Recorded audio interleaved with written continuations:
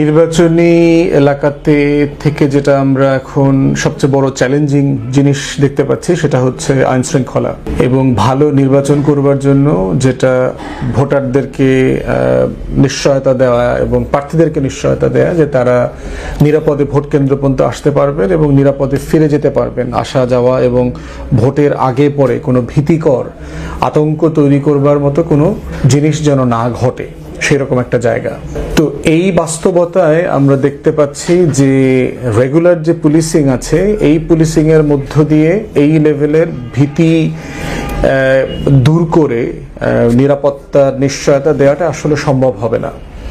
এবং সেক্ষেত্রে আমাদের যে সভরেন ফোর্সেস আছে, আমাদের দেশপ্রেমিক যৌথ বাহিনী যারা আছেন, তাদেরকে সিরিয়াসলি এঙ্গেজ করা দরকার। অন্তর্বর্তীকালীন সরকার, নির্বাচন কমিশন সবাই মিলে ইতিমধ্যে আমরা দেখতে পাচ্ছি যে আমার এলাকাতে আমি দেখলাম যে আর্ম ফোর্সেস যৌথ বাহিনী ডিপ্লয় করা হয়েছে, কিন্তু সংখ্যাটা সম্ভবত সাফিসিয়েন্ট না আর কি। এবং ইতিমধ্যে আমরা নির্বাচন কমিশনকে জানিয়েছি